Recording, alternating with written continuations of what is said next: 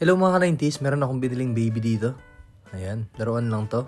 Kaya ako bumili nito, ipapakita natin to kay Baby Kael. Sana hindi siya matatakot dito. Tingnan niyo yung kamay niya, napakalambot. Para talagang totoong baby. Tingnan niyo yung paa niya, sobrang lambot. Ang cute. Yan pa yung pisngi niya, guys. Tingnan niyo. Stretchable pa talaga. Wow! Sobrang cute na cute niya talaga. Subukan natin pisilin yung ulo niya. Ayan. Tignan nyo mga ka-90s, hindi na talaga siya babalik. Pisilin natin yung mukha niya. Uy, ang cute niya. Nawala tuloy yung ilong niya. Talagang nakakawala ng stress laruin to. Para lang siyang stress ball. At dahil hindi bola to, stress baby tawag dito. Hala, hindi ko na mabalik yung mukha niya. Hala, paano niyan to? Sino kamukha nito guys, Comment nyo nga. At dahil napangu siya mga ka-90s, subukan natin patangusin yung ilong niya. Ayun, tumangos din sa wakas. Ayan, pwede na siguro to. Ayan, naibalik ko na yung tsura niya.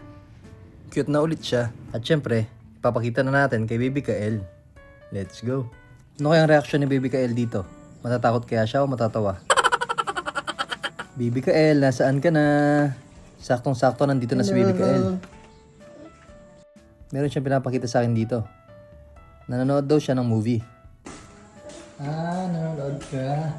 Wow! May bibigyan ko sa'yo, Kael. May bibigyan ko sa'yo. Are you ready? Yeah? Ready? Yan na mga 90s, ipapakita na natin. Yan, ayusin niyo muna yung upuan niya. Yan. Sobrang cute. Hey. Magpapakita ko sa'yo, Kael. Kiss mo na? Kiss mo na, baby? Kiss mo, baby? Ikaw pares niya yung damit mo, ha? Ay, baby siya. Hawak mo. Maliit, ha? Baby, maliit. Hawak mo. Malambo yan, baby. Hawak mo. Sige. Bait yan. Bait yan. Hawak mo. Sige na. Bait na. Bili ko sa'yo yan. Malambot siya. Hindi No? ko nalagyan, no? Ayun na. Napaka-cute talaga ni Baby Kael mga 90s. Hinahawakan niya ng paunti-unti. Medyo naiiya pa si Baby Kael. Tingnan na Kael, tingnan mo siya na. Yan na. Tapos tingnan natin yung tsura niya na.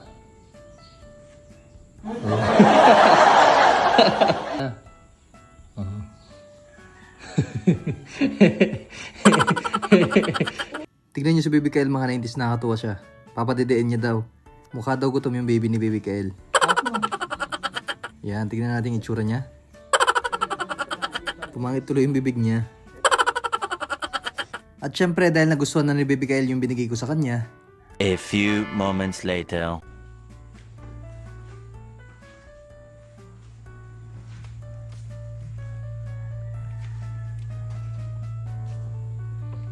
Ay! Bakit nirarap mo yung baby mo? Sige nga. Good night ka ma. Good night sabi mo sa baby mo. Ha? Huwag daw ako maingay mga 90s dahil tulog na yung baby niya.